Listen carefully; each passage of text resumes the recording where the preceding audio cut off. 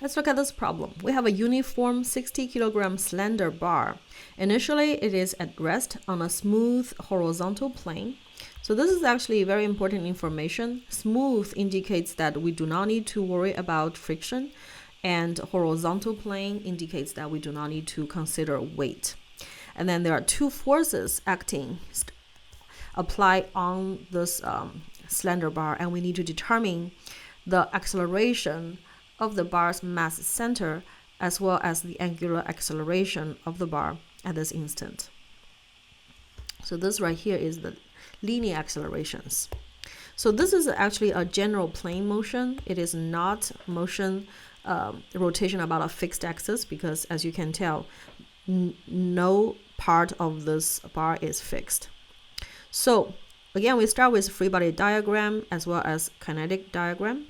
So its mass center or gravitational center is right here. There's no other forces acting on this gravitational center. So this sketch right here actually is a complete free body diagram of this bar. And we can just go ahead and draw the kinetic diagram on it. So we will have our conventional MAGX as well as our conventional MAGY.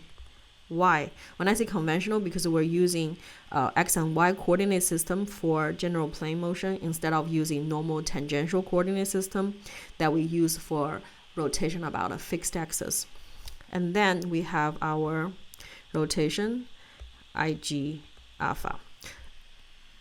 So now we have completed the free body diagram, and then I draw the kinetic diagram directly on the sketch. And now we're ready to write our three equations of motion. So we will have resultant force along the x direction, which there's no force along the x direction. So that's 0. And that equals to MAGX, which means that AGX is also 0. So the linear acceleration of the gravitational center along the x direction is 0. Resultant force along the y direction equals to -20 plus 80. So this is a positive. And this can be evaluated right away. That is a 60 Newton. On the right hand side, we have y,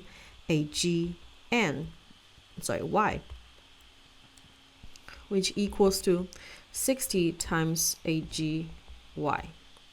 Therefore, our AGY can be evaluated as well. So AGY equals to simply 1 meter per second squared. And then let's summarize the moment about point G. Even though in theory you can summarize the moment about any arbitrary point, but in this case, summarizing moment about point G makes most sense. So we will have the two applied forces having moment about point G. The 20 Newton force creates counterclockwise rotation about point G. And what is its moment arm?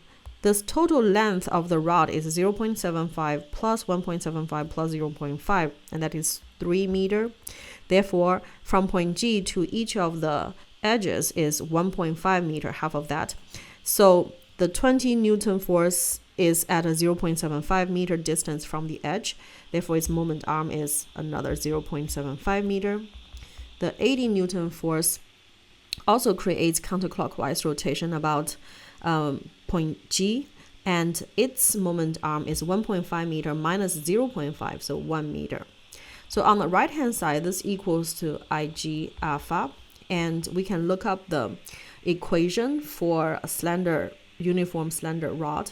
It's IG, the mass moment of inertia, about its gravitational center, about this axis passing through it, perpendicular to the plane, and that equals to 1/12 ml squared times another alpha.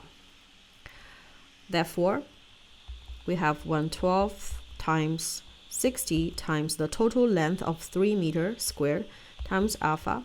So as you can tell from this equation, we only have one unknown, which is alpha. So we can solve for alpha to be 2.11